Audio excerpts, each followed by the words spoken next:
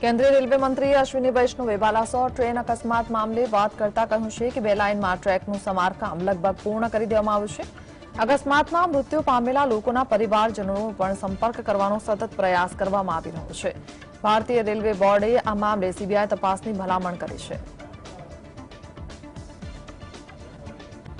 जिस सिचुएशन में ये दुर्घटना हुई है और जो परिस्थितियां हैं उन सबको ध्यान में रखते हुए जो कुछ अब तक का एडमिनिस्ट्रेटिव इंफॉर्मेशन मिली है उस सबको ध्यान में रखते हुए आगे की इंक्वायरी के लिए आगे के इन्वेस्टिगेशन के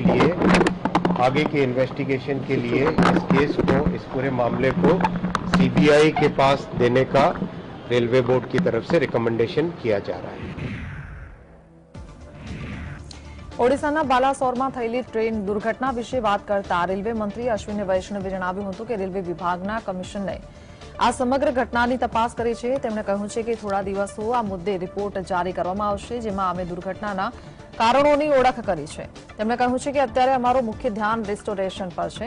તેમણે કહ્યું છે કે ઓડિશા સરકાર દ્વારા જારી કરવામાં આવેલા સત્તાવાર આંકડા પ્રમાણે આ દુર્ઘટનામાં અત્યાર સુધીમાં કુલ 288 લોકોના મોત થયા છે। રેલવે મંત્રીએ કહ્યું છે કે આ મુખ્ય રૂટને ફરીવાર શરૂ કરવા માટે તમામ યોગ્ય પગલાં લેવામાં આવી રહ્યા છે। આ સાથે જ અશ્વિની વૈષ્ણવે જણાવ્યું છે કે કવચનું આના સાથે કોઈ સંબંધ નથી। તેમણે કહ્યું છે કે મમતા બેનર્જીને આ વિશે જેટલું જ્ઞાન છે તેના પ્રમાણે તેમણે પોતાની વાત મૂકી હતી। રેલવે મંત્રીએ કહ્યું છે કે આ વિષય અલગ છે। આમાં ઇલેક્ટ્રોનિક ઇન્ટરલોકિંગ કરવામાં આવેલા ફેરફારના કારણે દુર્ઘટના સર્જાઈ હતી। कवच का इससे कोई संबंध नहीं। कल ममता जी आके बोल के गई थी, उनको जितना इस विषय के बारे में जानकारी होगी उसके हिसाब से उन्होंने कहा ये विषय अलग है। इस विषय में पॉइंट मशीन की बात है, इलेक्ट्रॉनिक इंटरलॉकिंग की बात है। इलेक्ट्रॉनिक इंटरलॉकिंग में जो चेंज किया जिसके कारण ये दुर्घटना हुई, जिसने भी किया, जिसने भी जो भी इसके कारण है वो इन्वेस्टिगेशन से निकलेगा। इसका बात जो ममता जी ने कही वो नहीं है। કેન્દ્રીય આરોગ્ય મંત્રી મનસુખ માંડવિયાએ સ્થિતિનો તાગ મેળવવા માટે ઓડિશા ટ્રેન દુર્ઘટના સ્થળની મુલાકાત લીધી હતી। આ પછી તેમણે ભુવનેશ્વર એમ્સના વરિષ્ઠ ડોક્ટર અને અધિકારીઓ સાથે બેઠક કરી હતી। મનસુખ માંડવિયા આ વિશે વાત કરતા જણાવ્યું કે બાલાસોર ટ્રેન દુર્ઘટનામાં 1000થી વધુ લોકો ઇજાગ્રસ્ત થયા છે અને તેમની સારવાર ચાલી રહી છે। 100થી વધુ દર્દીઓને ક્રિટિકલ કેરની જરૂર છે। કેટલાક દર્દીઓને ઓપરેશનની જરૂર છે। દર્દીઓને સારી સારવાર માટે Delhi AIIMS, Lady Hardinge hospital, RML हॉस्पिटलनी एक्सपर्ट डॉक्टरोनी मेडिकल टीम एरफोर्सना स्पेशल ट्रेनना माध्यमथी ओडिशा पहोंची गई है। बैठकमां दर्दीओने सारवार विषे समीक्षा करी। વધુમાં વધુ લોકો જીવ બચાવવા માંગે છે તેમ જણાવ્યું। उससे अधिक लोग उसको क्रिटिकल केयर की आवश्यकता है। कई पेशेंट को ऑपरेशन करने की आवश्यकता है। उसको तुरंत ही अच्छी ट्रीटमेंट मिले, इसलिए Delhi AIIMS, Lady Hardinge hospital, RML hospital, सभी जगह से एक्सपर्ट डॉक्टर की टीम एयरफोर्स के स्पेशल प्लेन के द्वारा मॉडर्न इक्विपमेंट और मेडिसिन के साथ अभी पहुंच चुकी है। ઓડિશાના બાલાસોરમાં ભયાનક ટ્રેન દુર્ઘટનાનું મુખ્ય કારણ ઇલેક્ટ્રોનિક ઇન્ટરલોકિંગમાં ખામી હોવાનું માનવામાં આવે છે। રેલવે મંત્રી અશ્વિની વૈષ્ણવે કહ્યું છે કે રેલવે સુરક્ષા કમિશનરને આ મામલાની તપાસ કરી છે। ઇલેક્ટ્રોનિક્સ ઇન્ટરલોકિંગમાં ફેરફારના કારણે અકસ્માત થયો હતો, ત્યારે જાણવું જરૂરી છે કે ઇલેક્ટ્રોનિક ઇન્ટરલોકિંગ શું છે। ઇલેક્ટ્રોનિક ઇન્ટરલોકિંગ રેલવે સિગ્નલને નિયંત્રિત કરવાની ટેકનોલોજી છે, જે ટ્રેનોની સલામતીને સુનિશ્ચિત માટે સિગ્નલો અને સ્વિચો વચ્ચેની ઓપરેટિંગ સિસ્ટમ છે। રેલવે લાઇન પર સલામત અને અવરોધિત ચાલતી ટ્રેનો વચ્ચે સુરક્ષા વ્યવસ્થા સુનિશ્ચિત કરે છે। Railway signal and interlocking signalling system mechanical અને ઇલેક્ટ્રો મેકેનિકલ હોય છે। આ ઉપરાંત રેલવેનું ઇલેક્ટ્રોનિક ઇન્ટરલોકિંગ સુરક્ષા અને ટ્રેક પર ટ્રેનોની અવરજવર પૂરી પાડે છે। આ સિસ્ટમ દ્વારા દરેક ટ્રેનની માહિતી પૂરી પાડવામાં આવે છે।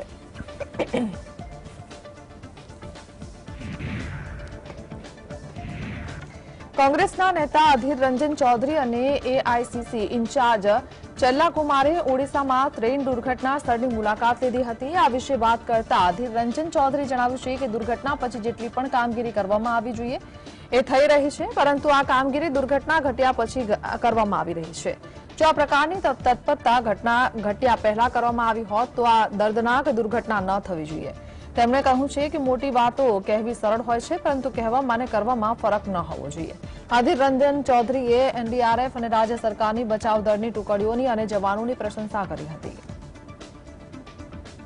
ये घटना घटने के बाद हो रहे हैं, मगर इस तरीके की अगर तत्परता हर जगह घटना घटने के पहले अगर होते तो हम लोग शायद इस तरीके की हृदय विदारक दर्दनाक जो हादसा हम देख रहे हैं ये ना देख का मौका मिलते, ये ना देखना होते.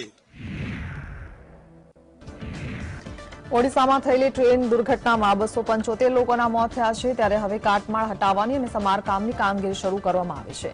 આ વિશે વાત કરતા દક્ષિણ પૂર્વી રેલવે વિભાગના મુખ્ય જનસંપર્ક અધિકારી આદિત્ય કુમાર ચૌધરીએ જણાવ્યું છે કે 2 બોગી પલટી ખાઈ ગઈ હતી, તેમને હટાવવામાં આવી છે. માલવાહક ટ્રેનની 2 બોગીઓને પણ હટાવવામાં આવી છે. તેમણે કહ્યું છે કે તરફથી ટ્રેક લિંકિંગનું કાર્ય પણ કરવામાં આવી રહ્યું છે. તેમણે કહ્યું છે કે ટૂંક સમયમાં ટ્રેકનું સમારકામ પૂરું થશે. રેલવે મંત્રાલય દ્વારા જારી કરવામાં આવેલી વિગતો પ્રમાણે ટ્રેકના સમારકામ માટે 1000 લોકોથી વધુ લોકો, 7 પોકલેન મશીન અને 3 થી 4 રેલવે રોડ ક્રેનને કામે લગાડવામાં આવી છે. देखिए, अभी अपडेट ये है कि हमारी जितने भी कैप्साइज वैगन्स थे, कोचेस थे, वो सारा हटा दिया गया है. जो कैप्साइज लोको था वो भी हट गया है. 3 जो गुड्स ट्रेन के वैगन्स थे उसमें से 2 हट गया, 1 हटा रहा है. उसका जो डेब्रिज है वो हटा रहा है. एक एंड से जो ट्रैक लिंकिंग का काम है वो भी चालू है. तो जैसे जैसे साइट क्लियर हो रहा है हम लोग आगे बढ़ते जा रहे हैं. एक एंड से काम चालू है ट्रैक लिंकिंग और ओएचई का, वो एक साइड से कंप्लीट होते आगे बढ़ रहा है. जैसे साइट क्लियर होगा उस साइड पे भी कनेक्ट हो जाएगी और हम लोग जल्द से जल्द उसको रिस्टोर करने की कोशिश कर रहे हैं. અમેરિકાના રાષ્ટ્રપતિ જો બાઇડન અને તેમની પત્ની જીલ બાઇડને ઓડિશામાં થયેલી ટ્રેન દુર્ઘટના પ્રત્યે દુઃખ વ્યક્ત કર્યું છે. વ્હાઇટ હાઉસ દ્વારા જારી કરવામાં આવેલા નિવેદન પ્રમાણે આ દર્દનાક દુર્ઘટનામાં મૃતકો અને ઇજાગ્રસ્તો માટે અમે પ્રાર્થના કરીએ છીએ. નિવેદનમાં જણાવવામાં આવ્યું છે કે ભારત અને અમેરિકાના પારિવારિક અને સાંસ્કૃતિક સંબંધો ખૂબ જ ઊંડા છે. આ ટ્રેન દુર્ઘટનામાં અત્યાર સુધીમાં કુલ 275 લોકોના મોત થયા છે, જ્યારે 1000થી વધુ લોકો ઇજાગ્રસ્ત થયા છે. આ દુર્ઘટનામાં ઇજાગ્રસ્ત થયેલા 1175 લોકોને હોસ્પિટલમાં દાખલ કરવામાં આવ્યા હતા, જે પૈકી 793 લોકોને હોસ્પિટલમાંથી ડિસ્ચાર્જ કરવામાં આવ્યા છે. પ્રાથમિક રિપોર્ટ પ્રમાણે Bangalore Howrah superfast express, Coromandel express અને માલવાહક ટ્રેનના ટકરાવવાથી આ દુર્ઘટના સર્જાઈ હતી.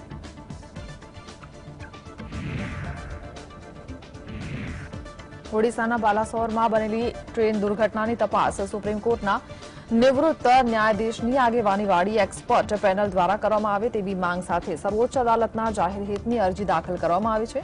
સુપ્રીમ કોર્ટમાં દાખલ કરવામાં આવેલી જાહેર હિતની અરજીમાં ઓટોમેટિક ટ્રેન પ્રોટેક્શન સિસ્ટમ એટલે કે કવચ પ્રોટેક્શન સિસ્ટમ ભારતીય રેલવેમાં તાત્કાલિક ધોરણે લાગુ કરવા માટે નિર્દેશ આપવામાં આવે તેવી માંગ કરવામાં આવી છે. જાહેર હિતની અરજીમાં રેલ યાત્રાને 100% સુરક્ષિત બનાવવા માટે કેન્દ્ર સરકારને નિર્દેશ આપવામાં આવે તેવી માંગ કરવામાં આવી છે. સુપ્રીમ કોર્ટના વકીલ વિશાલ તિવારી દ્વારા જાહેર હિતની અરજી દાખલ કરવામાં આવી છે. સર્વોચ્ચ અદાલતમાં દાખલ કરાયેલી પીઆઈએલમાં રજૂઆત કરવામાં આવી છે કે કવચ સિસ્ટમ આ રૂટની ટ્રેનમાં સક્રિય નથી. જો આ સિસ્ટમ એક્ટિવ હોત તો કદાચ આ પ્રકારની દુર્ઘટનાને ટાળી શકાય હોત.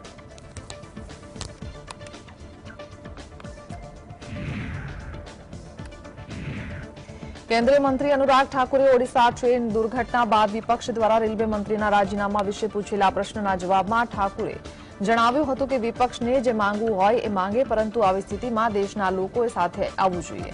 તેમણે કહ્યું છે કે જ્યારે કોવિડની સમસ્યા હતી ત્યારે પણ ભાજપે માર્ગો પર લોકોની સેવા કરવાનું કાર્ય કર્યું, પરંતુ કેટલાક લોકો એ સમયે પણ રાજનીતિ કરી રહ્યા છે. અનુરાગ ઠાકુરે કહ્યું છે કે હું કહેવા માંગુ છું કે દરેક સમયે અને દરેક મુદ્દા પર રાજનીતિ આવશ્યક નથી.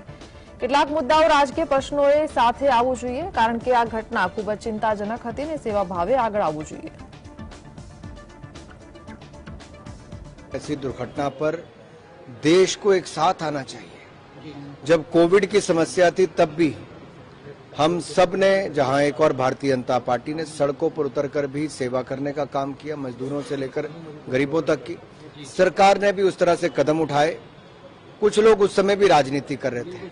मैं इतना कहूंगा, हर समय और हर मुद्दे पर राजनीतिक अवश्य नहीं है. कुछ मुद्दों पर पूरे देश को, समाज को, राजनीतिक दलों को इकट्ठे आना चाहिए, क्योंकि ये जो घटना घटी हम सब के लिए चिंताजनक भी थी।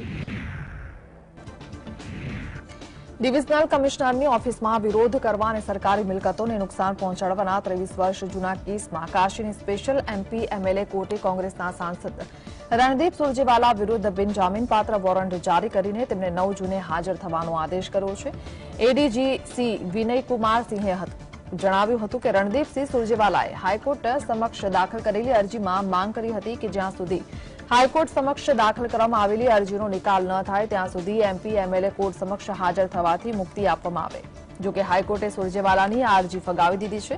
હાઈકોર્ટે 20મી માર્ચ 2023ના રોજ આપેલા આદેશમાં જણાવ્યું છે કે સુરજેવાલાને હાજર થવા માટે પૂરતો સમય આપવામાં આવ્યો હતો।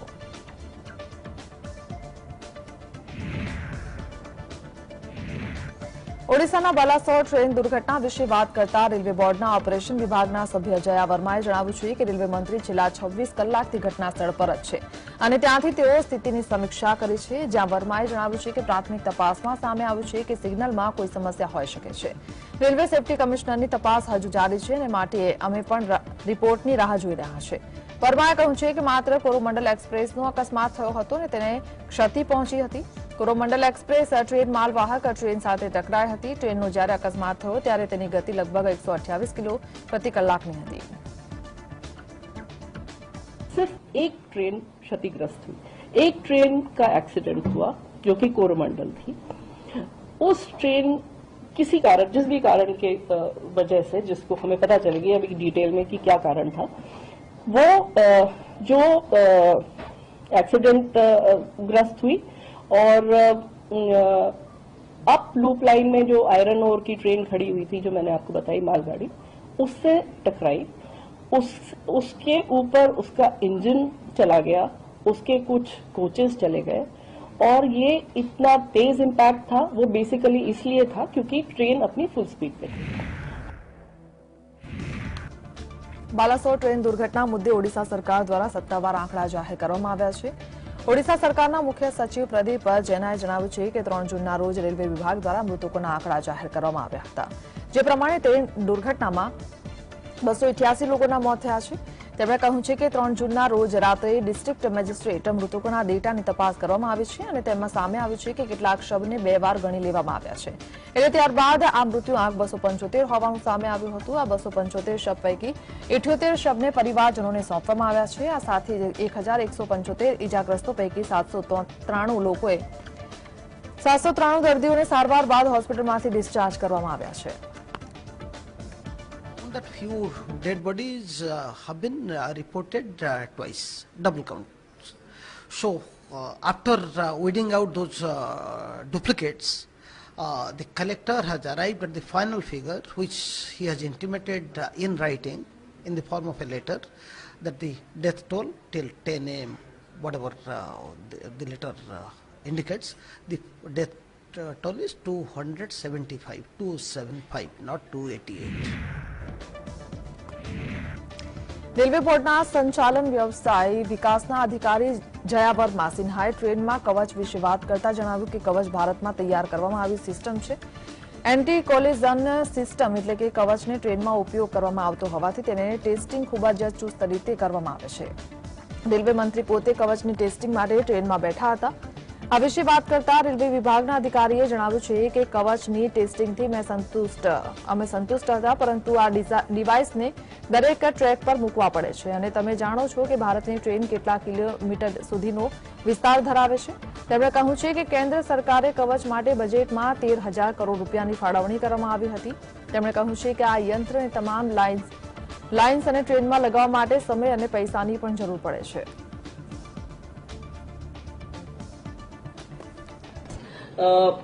Putting these devices all along every single track of Indian Railways, and I hope you people know how many kilometers of track does Indian Railway have.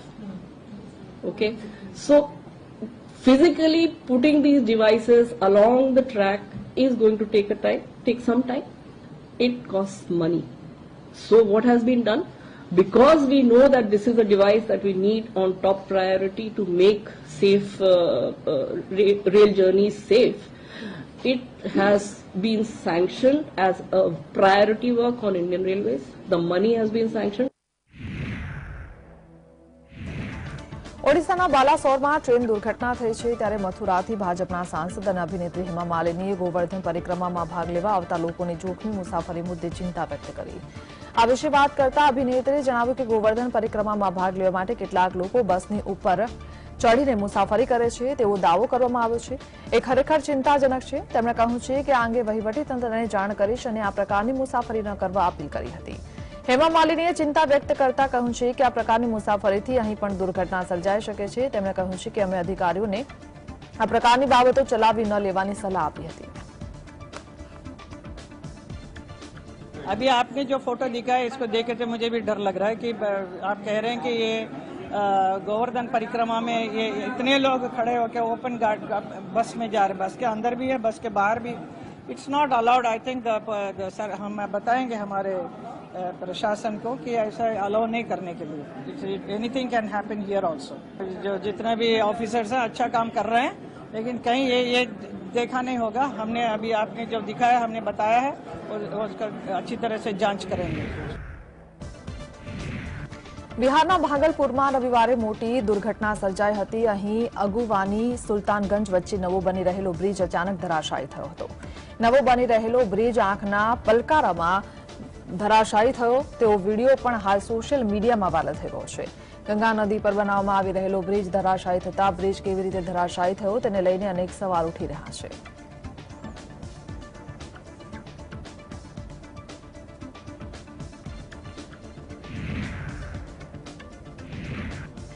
અમેરિકાની સિલિકોન વેલીમાં રાહુલ ગાંધીની યજમાની કરનાર ભારતીય અમેરિકન ઉદ્યોગ સાહસિકે જણાવ્યું છે કે રાહુલ ગાંધી ટેકનોલોજી વિશે ઊંડી સમજ ધરાવે છે. સિલિકોન વેલીમાં ફિક્સનિક્સ સ્ટાર્ટઅપના સ્થાપક શાન શંકરણે જણાવ્યું છે કે રાહુલ ગાંધી ક્યારેય દાવો કર્યો નથી કે પોતે તમામ બાબતે જાણે છે, પરંતુ તેઓ નવી બાબતો જાણવા માટે હંમેશા ઉત્સુક રહે છે. શાન શંકરાણે જણાવ્યું છે કે રાહુલ ગાંધી અલગ અલગ મુદ્દા પર પોતાની વાત રજૂ કરે છે, પરંતુ તેમને હંમેશા ટેકનોલોજીમાં રસ હોય તેવું દર્શાવવામાં આવે છે.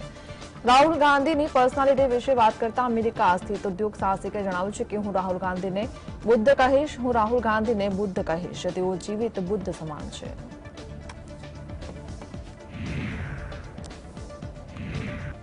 કોંગ્રેસ નેતા રાહુલ ગાંધી તેમના અમેરિકાના પ્રવાસ દરમિયાન કેન્દ્રની ભાજપ સરકાર પર સતત નિશાન સાધી રહ્યા છે. રાહુલ ગાંધીએ ફરી એકવાર નિવેદન આપતા કહ્યું છે કે કોંગ્રેસ પાર્ટીએ કર્ણાટકમાં ભારતીય જનતા પાર્ટીને હરાવ્યું છે. તે જ રીતે કોંગ્રેસ પાર્ટી ભાજપને તેલંગાણા અને અન્ય રાજ્યોમાં યોજાનારી ચૂંટણીમાં પણ હરાવશે. ભારતીય જનતા પાર્ટીને કોંગ્રેસ નહીં પણ દેશની જનતા હરાવી દેશે. વોશિંગ્ટન અને સાન ફ્રાન્સિસ્કો બાદ રાહુલ ગાંધી ન્યૂયોર્ક પહોંચ્યા હતા, જ્યાં તેમણે ઇન્ડિયન ઓવરસીઝ કોંગ્રેસ યુએસએ દ્વારા આયોજિત એક કાર્યક્રમમાં રાહુલ ગાંધીએ કહ્યું છે કે અમે ભાજપને હરાવ્યું, એટલું જ નહીં પણ તેને ધૂળમાં પણ નાખી દીધું. હું કહેવા માંગુ છું કે હવે અમે તમને તેલંગાણાની ચૂંટણીમાં પણ હરાવીશું.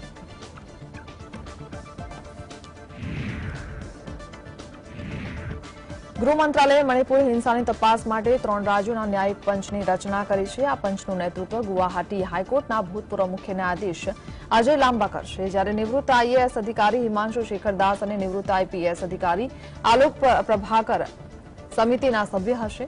મણિપુર હિંસા માટે રચાયેલ ન્યાયિક પંચે પોતાનું કામ શરૂ કરી દીધું છે. મળતી માહિતી મુજબ આ કમિટી 6 મહિનામાં પોતાનો રિપોર્ટ કેન્દ્ર સરકારને સોંપશે.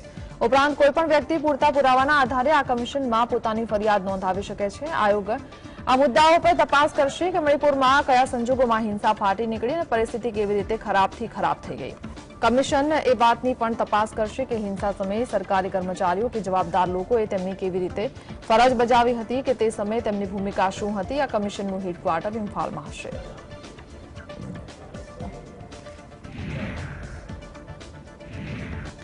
મણિપુર હિંસા રોકવા માટે કેન્દ્રીય ગૃહમંત્રી અમિત શાહ ફરી એક વખત વિનંતી કરી. અમિત શાહે ટ્વીટ કરી મણિપુરના રહીશોને વિનંતી કરી છે કે Imphal Dimapur national highway number 2 ખોલી આપો, જેથી કરીને અનાજ અને અન્ય જરૂરી ચીજવસ્તુઓ જરૂરિયાતવાળા લોકો સુધી પહોંચી શકે. અહીં ખાસ જણાવાયું છે કે મણિપુર હિંસા દરમિયાન તોફાની તત્વોએ ઇમ્ફાલ દિમાપુર નેશનલ હાઈવે પર ચક્કાજામ કરી દીધો છે, જેના કારણે મણિપુરના કેટલાક વિસ્તારોમાં પેટ્રોલ, ડીઝલ, અનાજ, દવાઓ જેવી જીવન જરૂરિયાતની વસ્તુઓ યોગ્ય લોકો સુધી પહોંચી શકતી નથી.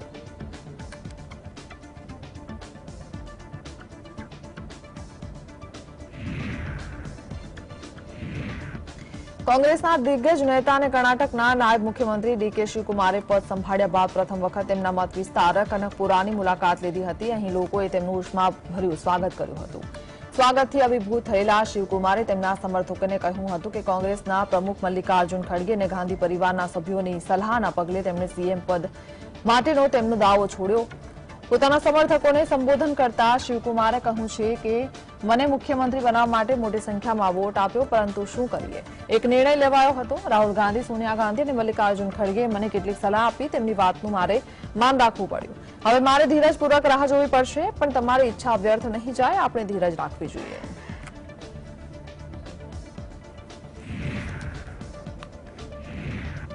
લોકસભાની ચૂંટણી માટે દરેક પક્ષોએ તૈયારીઓ શરૂ કરી દીધી છે. એનડીએની ત્રીજી વખત સત્તામાં આવવાથી રોકવા માટે વિપક્ષી એકતાની ચર્ચા તેજ બની છે.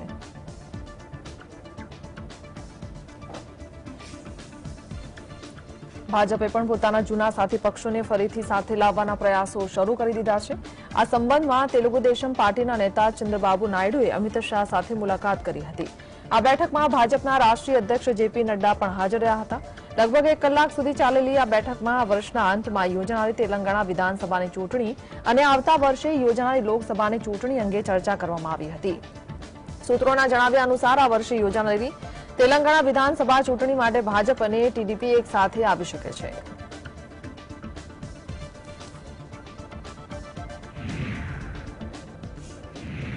બોલિવૂડ અભિનેતા શાહરૂખ ખાનના પુત્ર આર્યન ખાનને સંડોવાતા ડ્રગ્સ ઓન ક્રૂઝ કેસમાં કથિત લાંચ લેવાના આરોપોનો સામનો કરી રહેલા મુંબઈના ભૂતપૂર્વ નાર્કોટિક્સ કંટ્રોલ બ્યુરોના ઝોનલ ડાયરેક્ટર સમીર વાનખેડે દાવો કર્યો છે કે તેમને અંડરવર્લ્ડ ડોન દાઉદ ઇબ્રાહીમના નામે ધમકી આપવામાં આવી રહી છે.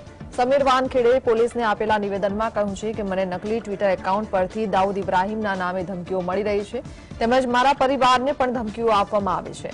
પોલીસ સૂત્રોના જણાવ્યા અનુસાર ધમકી મળ્યા બાદ વાનખેડે મુંબઈ પોલીસના વરિષ્ઠ અધિકારીઓને જાણ કરી હતી. ત્યારબાદ આ મામલાની ગંભીરતાથી તપાસ કરવામાં આવી રહી છે. સમીર વાનખેડે ડ્રગ્સ કેસમાં શાહરૂખ ખાનના પુત્ર આર્યનને છોડાવવાના બદલામાં 25 કરોડની માંગણી કરી હતી.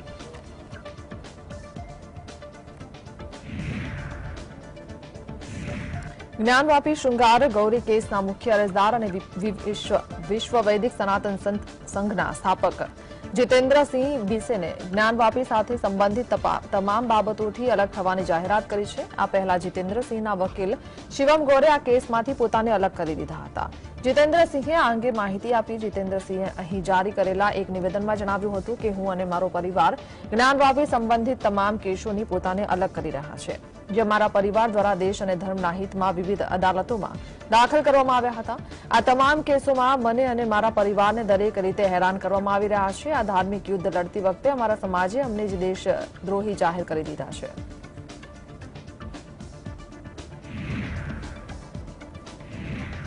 ઉત્તરાખંડ સરકાર દ્વારા જારી કરવામાં આવેલા આંકડા પ્રમાણે વર્ષે અત્યાર સુધીમાં કુલ 20 લાખ શ્રદ્ધાળુઓએ ચારધામ યાત્રામાં ભાગ લીધો છે. આ વર્ષે ચારધામ યાત્રા માટે 40 લાખ યાત્રાળુઓએ નોંધણી કરાવી હતી. ચારધામ યાત્રામાં શ્રદ્ધાળુઓ પવિત્ર ધામ કેદારનાથ, બદ્રીનાથ, ગંગોત્રી અને યમનોત્રીની મુલાકાત લે છે. પ્રદેશની સરકાર તરફથી જણાવવામાં આવ્યું છે કે 17મી મે 2023 બાદથી અત્યાર સુધીમાં કુલ 7.13 લાખ શ્રદ્ધાળુઓએ બાબા કેદારના દર્શન કર્યા છે. અગાઉ 27મી મેના રોજ ઉત્તરાખંડની પોલીસે જણાવ્યું હતું કે ચારધામ યાત્રામાં સામેલ થનારા શ્રદ્ધાળુઓની સંખ્યા 15 લાખને પાર પહોંચી ગઈ છે. 17મી મેના રોજ ઉત્તરાખંડના મુખ્યમંત્રી પુષ્કરસિંહ ધામીએ ઋષિકેશના 22.25 કરોડ રૂપિયાના ખર્ચે ચારધામ યાત્રીઓ માટે તૈયાર કરવામાં આવેલા રજીસ્ટ્રેશન ઓફિસનું ઉદ્ઘાટન કર્યું હતું.